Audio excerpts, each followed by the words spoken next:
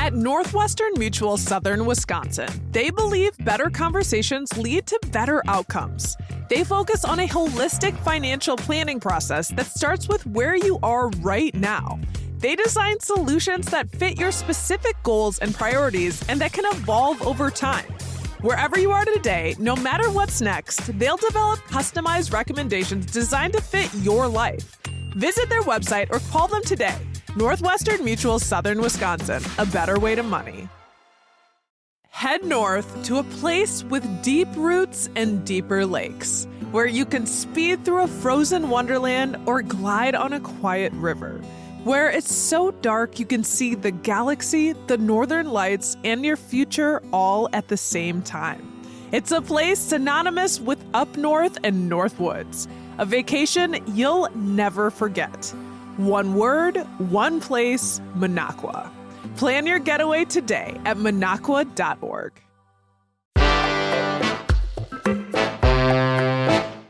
Today on CityCast Madison. Who can afford to represent our city? Rising rents and increasing costs of living in Madison are being felt across the board, even by our elected officials. One such official is recently sworn in Madison Alder Dina Nina Martinez Rutherford, who actually bowed out of her campaign due to financial burdens. And despite that, her district still voted her in.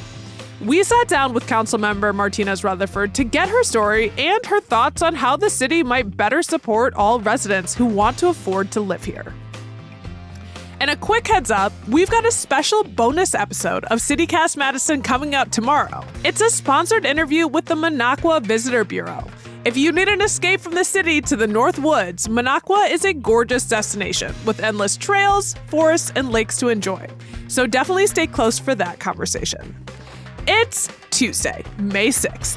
I'm Bianca Martin, and here's what Madison's talking about.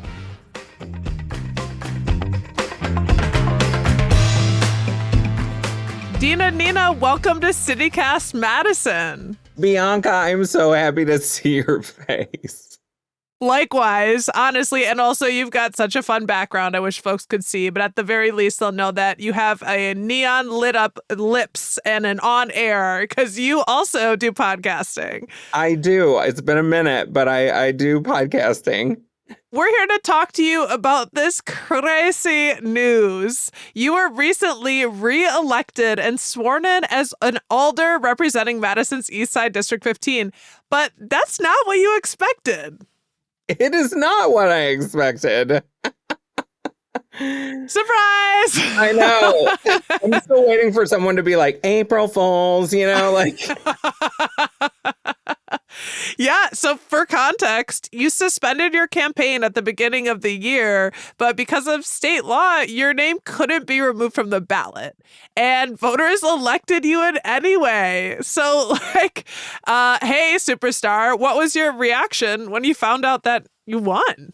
I mean, incredulous. I went to celebrate my friends and hoping that they won their hard-fought elections. And one of my colleagues was like, you just won. And I was like, what? So, yeah, I mean, it was a surprise. Right. Did you think it could happen? Were you at all that day, this is a possibility as you were out, trying to celebrate your colleagues? I thought it might be a possibility, but I didn't think in a world where trans people are being erased from our government websites, I did not expect to win. I'm just encompassed by so much gratitude and love from my constituents and the people that know me and know my heart for service. And, I can't get off the ballot unless I died. And I did not want to give anyone any ideas at all. Gosh, can you share what originally led you to your decision to suspend the campaign? Yeah, so I was feeling overwhelmed. It was the beginning of January. The current administration were not in office yet. And, that was a daunting feeling for those of us who are immigrants who are people of color and people who are trans and queer. Like it's a very scary time for us. And that was a little overwhelming, but I also knew that I was expecting to have a surgery in February that would have taken me out for like 4 weeks. I wouldn't have been able to give to the campaign what I needed to win, or so I thought. And then I also am in the process of trying to find housing. I'm in the place that I'm living in for a couple or more months. And, I don't know if I'm going to be able to find affordable housing for me in this housing environment. That is so wild. I mean, what does it say about our city that our elected officials can't afford to live where they've been chosen to represent? Well, let's be clear. It's not Madison only. This is happening all over the country. Housing is getting too unaffordable. And I blame the people with the most money who are only building housing that they can make money off of and making money off of people. We don't prioritize human beings, especially not the most vulnerable. So it's a man-made problem that our federal government and some of our state government is not willing to really address in meaningful, real ways. So I am a person who has struggled with income insecurity. And for me, this is just another time it's happening in my life, but it's still not easy. It's still very hard. And we know that we don't pay elected officials a living wage to do the job that they're asked to do. And it should be a paid position, not a volunteer position, because I do a lot of volunteering everywhere else, So there are a lot of factors. And I think we have been so complicit in marginalizing poor people and so complicit in attacking people of color and trans people, immigrants. And we have to remember that we're responsible for each other. Not only are we responsible for each other, but our own tax dollars are going into systems that are supposed to help us when we need it most. And they are not right now. They are not. Yeah, I mean, it really says something when your elected official says, actually, I might not be able to afford this space. And you're actually not even the first elected official this year that has happened for. In March, Dane County Supervisor Elizabeth Doyle announced she will resign from the Dane County Board because she has to move out of her then downtown district she represented because she's just says it's too expensive. She's been priced out. So, I mean, when we're thinking about what Madison can do from keeping this from becoming a trend, is there space for changing those systems that our tax dollars are going into? I mean, we're doing on a city level, we're doing all that we are able to do. And I wish there was more. And I keep looking for innovative ways and ways of thinking outside of the box when it comes to how we're approaching housing. But the state preempts us from doing a lot of things to really alleviate some of that pain point for people who are in poverty or people who are just barely making ends meet. It's not hopeless, but it's a big tackle. There are more challenges than meets the eye with this For one, sure. Yeah. and the city's Yeah. doing a lot. We talk about housing on the podcast a fair amount. We've had the mayor on not too long ago to talk about her affordable housing plans.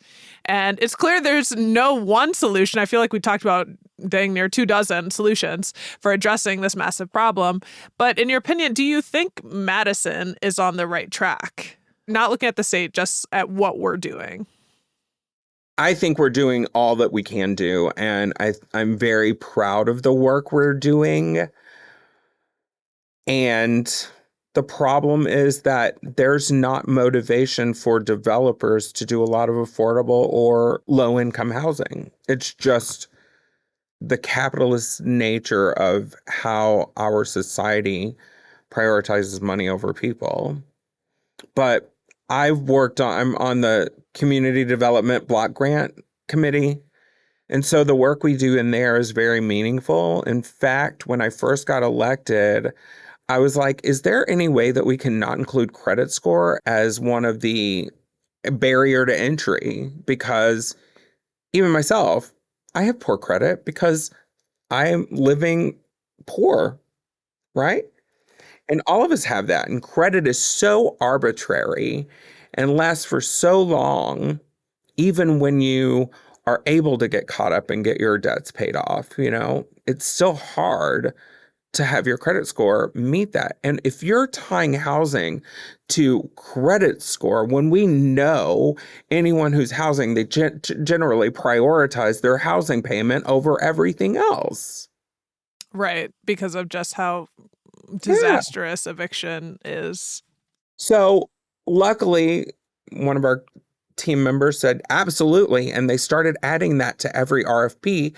And they also doubled down and included incarceral history to not include when you're approving applications. So anyone that is seeking affordable housing over the next several years will have a better opportunity to get housed than those of us before that. It's so major when you're talking about the systems that dispossess and the structures that have been laid out and who gets to be a have and a have not just by looking at the landscape, So those are really, really big. Is this an issue that you hear about from your constituents? Like, are folks in your district writing you or, calling you or coming to you talking about concerns of getting priced out? Yeah, absolutely.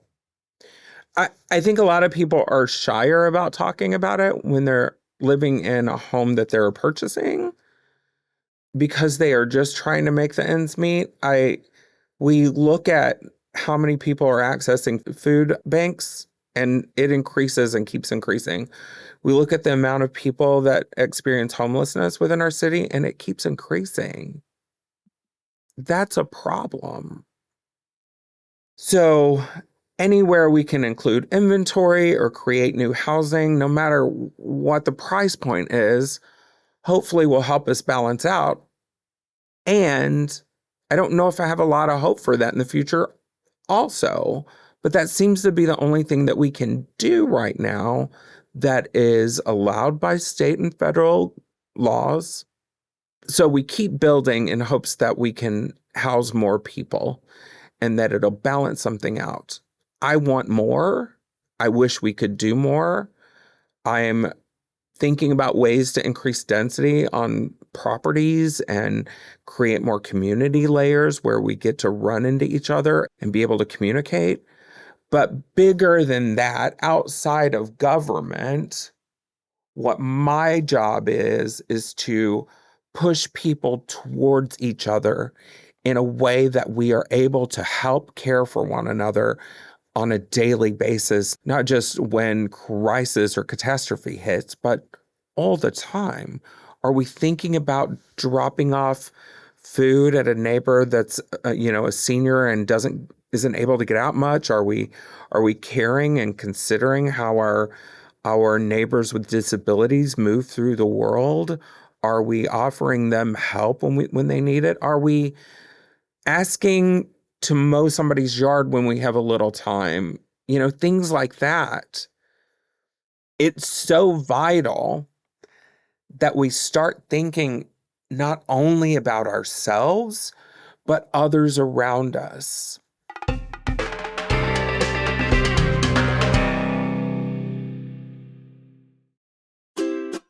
Are you ready to cement your reputation as the best gift giver this Mother's Day? Why not give the moms in your life an Aura digital picture frame with preloaded family photos? There are a million reasons to love Aura frames, but let me just share a few. Aura Frames was named the best digital photo frame by Wirecutter, and it's easy to see why. There's unlimited storage, so you can add as many photos, videos, and funny memes as your heart's desire. Plus, photos look like real prints with meticulously calibrated high resolution. And it's so simple to set up. Aura has a great deal for Mother's Day. For a limited time, listeners can save on the perfect gift by visiting auraframes.com to get $35 off, plus free shipping on their best-selling Carver matte frame. That's AURA frames.com. Promo code CityCast. Support the show by mentioning us at checkout. Terms and conditions apply. Hey, CityCast. Something I appreciate about the Cozy Earth Mother's Day sale is that they know motherhood looks different on everyone. So whether you're raising kids, dogs, or cane, all moms work hard and they deserve comfort. So let me tell you about these Cozy Earth sheets. They feel like cool water in a sort of, is this the Ritz-Carlton or my own bedroom kind of way. The pajamas are what I imagine celebrity moms sleep in, buttery soft. You're looking for the right gift because the women who raised you feel like home, and they are going to love Cozy Earth bamboo pajamas, and I know this because it's 3:24 p.m. and I'm still wearing mine. To celebrate moms everywhere, Cozy Earth is supporting your favorite local podcast and giving our listeners a special promo. 45% off site-wide. This is a luxury brand, and that is a mind-blowing deal. Use Cozy Madison to take advantage of 45% off at CozyEarth.com. Nina, you said something really interesting about, you have constituents that are a little bit quiet about their story or what they're experiencing. And I just want to point out the sort of moral courage you have to share your story and your situation and your resources and what your reality is in front of the world. Because it does take courage to share and be vulnerable like that. And it also says something about the fact that you are stepping in as a representative of people who live in the city. And having representation. And that is really huge. And I want to talk about, you've talked about, sort of economic representation. We want to talk about, other identities that you have that you've mentioned. I just want to say, I think you might have heard me, but I've mentioned on the show, I got emotional when I heard the news of you suspending your campaign for a number of reasons. But, if I'm being honest, at the forefront was me knowing that you are Madison's first openly transgender alder. And then at the same time, we're seeing the national storm of anti-trans legislation, anti-trans hate rising in the U.S., including right here in our state capital. And it felt like a gut punch that even in our trans sanctuary designated city that you helped create, you were stepping down not because you didn't want to serve necessarily, but because you couldn't afford to. And it's like, I felt immediately for you and I felt for the city because it just felt like such a huge loss for representation in our city government. Thank you. I don't know if it's courage. I think I don't hide much. Everything crazy that I've ever done has been online, and I'm just a human living in this crazy 3D world that I don't know how to wrap my head around. But we also have to be clear that it's not about only trans people, and it is about trans people, and we need to be talking about that. We also need to be talking about those in the disability community. When we look at history, the first people that are targeted and attacked are immigrants, trans people, and people with disabilities. And I don't know, but kind of looks like that's what's happening right now. So I am concerned for all of us, not just people that are struggling and vulnerable, but all of us. When are we going to realize that we're responsible for each other? When are we going to remember who we are? Not just me, not just you, but us. That's also in that book that everybody's reading, like that guy that died and, objectively came back alive. The good book, as they refer to, which there are many good books, but the Bible, yeah. Right. 100%, right. Loving our neighbors. And I mean, we think about that so much, and we're such a connected city, and it is frightening when people start to think of just themselves, because that's not how it works. Yeah. That's the direction it's going. Yeah. And there's so many of us who care about other people. And we care about other white people more than we care about other non-white people. Like, I think about, I got elected, but what about my colleagues of color who were, who lost their, and that's not to like, I'm really happy with the cohort we have. I think it's a really great progressive cohort, and I love working with them. But we watch as people with privilege in the city levy that privilege against people who are vulnerable. And so we have to look at that and acknowledge how we use our privilege and how we use our whiteness and status, especially as white women. We need to look at we need to do our own inner work. And I've been trying really hard to do mine. I work really hard to just become a better person, because I know that when my time comes, I don't get to take any of this. I don't get to take this amazing mantle behind me with all of these amazing art pieces that I've either created or acquired. What I get to take with me is the good I did for people and the love that I give and get. That's all I get. So if I lose everything, it's going to suck, but also I'm here to do good work. We made up economic systems. That's all made up. It's fictional. It's not real. Our governments are not real. They are power that we, the people, gave to our governments to care for us and help us collectively. Right? Right.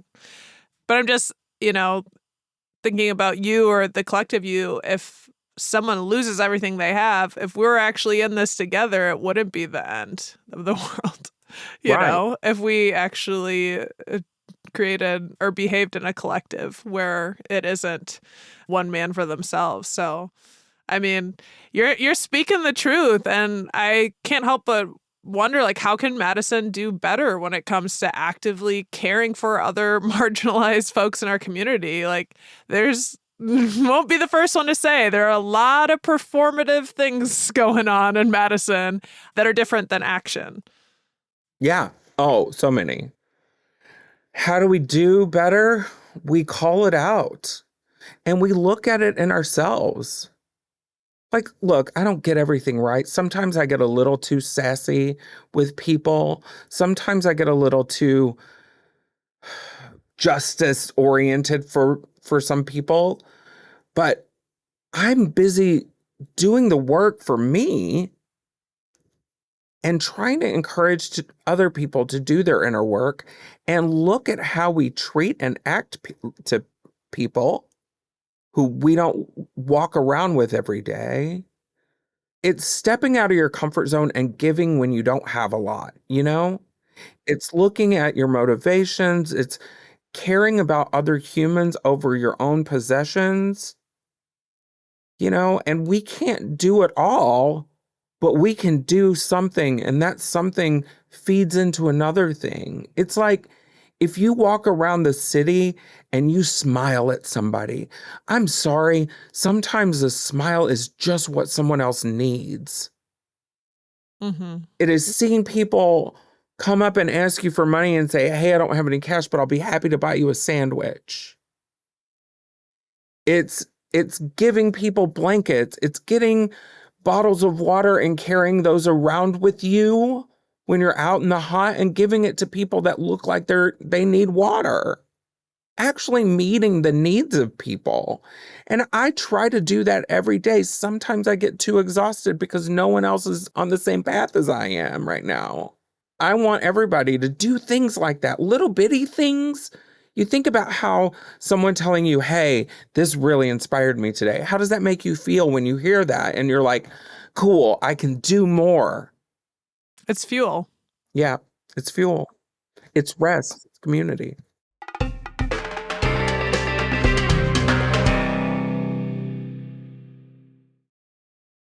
I'm Cindy Lauper with fellow Cosentix advocate, Chef Michelle Bernstein. We'll share our experiences with plaque psoriasis, with psoriatic arthritis, and Dr. Panico will talk about the possible connection. Cosentix secukinumab is prescribed for adults with moderate to severe plaque psoriasis 300 milligram dose and adults with active psoriatic arthritis 150 milligram dose. Don't use if you're allergic to Cosentix. Before starting, get checked for tuberculosis. An increased risk of infections and lowered ability to fight them may occur, like tuberculosis or other serious bacterial, fungal, or viral infections. Some are fatal. Tell your doctor if you have an infection or symptoms like fevers, sweats, chills, muscle aches, or cough, had a vaccine or plan to, or if inflammatory bowel disease symptoms develop or worsen. Serious allergic reactions and severe eczema-like skin reactions may occur. Learn more at 1-844-COSENTIX or Cosentix.com/Cindy. This podcast is supported by Progressive, a leader in RV insurance. RVs are for sharing adventures with family, friends, and even your pets. So if you bring your cats and dogs along for the ride, you'll want Progressive RV insurance. They protect your cats and dogs like family by offering up to $1,000 in optional coverage for vet bills in case of an RV accident, making it a great companion for the responsible pet owner who loves to travel. See Progressive's other benefits and more when you quote RV insurance at Progressive.com today. Progressive Casualty Insurance Company and affiliates. Pet injury is an additional coverage and subject to policy terms. I know that, you anchored part of this conversation in saying, it's not just the transgender community, it's the immigrant community and people with disabilities community. I do want to say, though, as an alder, you walk into that room as a trans woman. Like, that doesn't go away. That's one of your many identities. You hold multitudes, as all of us. But I do want to know, has that impacted your work as alder at all? And while we're talking about, supporting people, like, how can we support you and support the trans community here in Madison? I know there was a great first step, which you were involved in creating the city to be a sanctuary city for trans and non-binary residents. What else can be done? Yeah, so many things. Yes, I show up as a trans woman. I wouldn't be this person. I wouldn't care as deeply had I not gone through that journey as a trans person. So yes, it informs everything because I'm able to walk through the world right now being comfortable in my own skin. And that's, even cis people don't get to do that a lot. I have a poem that's called I'm So Sorry. And the gist of it is, I'm sorry that you don't get to experience that comfort in your own body. That you don't get to experience finding euphoria in who you are and that you're so scared of it. So what can we do? Stand up, speak up, show up. When people are talking about trans people in a negative way, when people are talking about people with disabilities or people of color in a negative way, say something, speak up. Have the courage of a conviction, at least, to stand up and say, that's not okay. Show up to rallies when we're doing rallies to try to preserve enough money for, disability research and working with people who have needs that aren't like yours. Show up. Reach out to people that you know that are trans or know people that are trans and say, hey, I would like to get involved. I'm doing a lot of work around mutual aid too. And I want to tell everybody who has contributed to those campaigns, thank you so much. You're helping keep people housed and fed. You're helping somebody, a trans woman who was leaving a terrible situation to get an apartment. You're helping them get a car. So mutual aid. I need more people to be doing the mutual aid stuff with me, Pitch in. Yeah. And about caring. It's pitching in your care and your time and your resources and And you can pitch in money all you want and that's so great. But come on, we got to do more.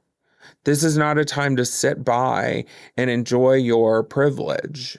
It's a time to stand up and speak for those who don't have the same privilege. And I don't mean privilege as in a negative beat you over the head with. I mean, it's just true. It's just we are favored in ways differently than other people. Look at those. Acknowledge that. And there are a lot of different kinds of privilege, ones that don't necessarily get mentioned. Pretty privilege, somebody who's got a traditionally attractive face like yourself. I mean, I think we both have some pretty privilege. Okay. But we have to recognize it and use it for good. And I bring this up, of course, this is a little fun. I do, before we wrap, want to talk about, you're a performer, you're a comedian, you do a lot of fun stuff in addition to your government role. And I'm just curious, what's giving you joy right now? How are you taking care of yourself in this moment? Let's end on some light. I am writing a lot of poetry. I'm talking about issues everywhere I can. I'm also very spiritual. I'm a pastor and I have a small little congregation that's multi-faith and queer, accepting and inclusive. And we don't meet regularly, but my job is to encourage people to get in touch with the unity in all of us.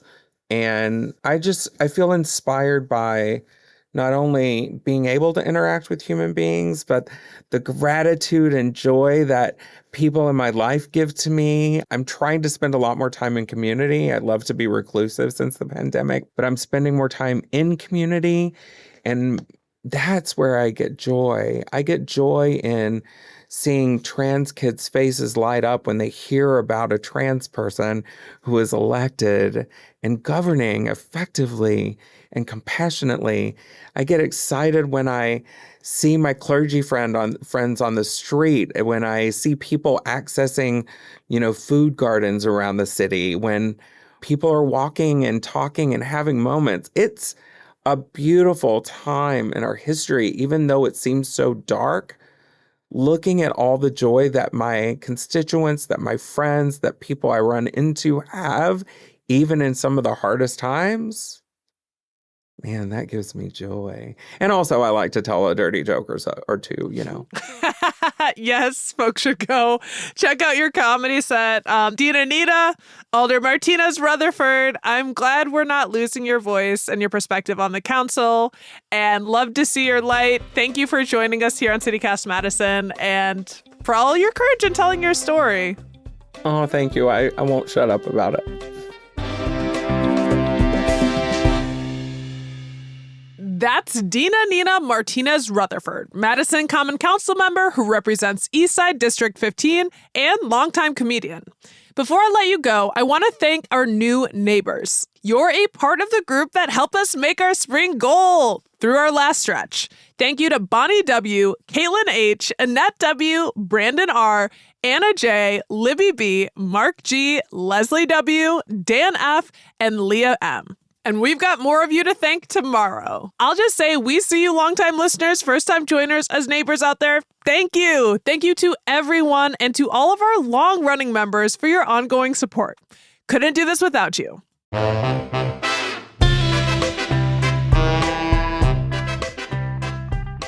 That's all for today here on CityCast Madison. I'm Bianca Martin, your host. If you enjoyed the show, why not share this episode with someone who cares about representation? And hey, one more reminder to look out for tomorrow's CityCast Madison sponsored interview with the Minocqua Visitor Bureau. Minocqua is a safe, fun vacation destination for everyone to enjoy. So if you're looking for a chance to go be active or find your chill in the Northwoods, be sure to listen for that conversation on all Minocqua has to offer. All right, we'll be back tomorrow morning with more stories from around the city. Until then, take good care.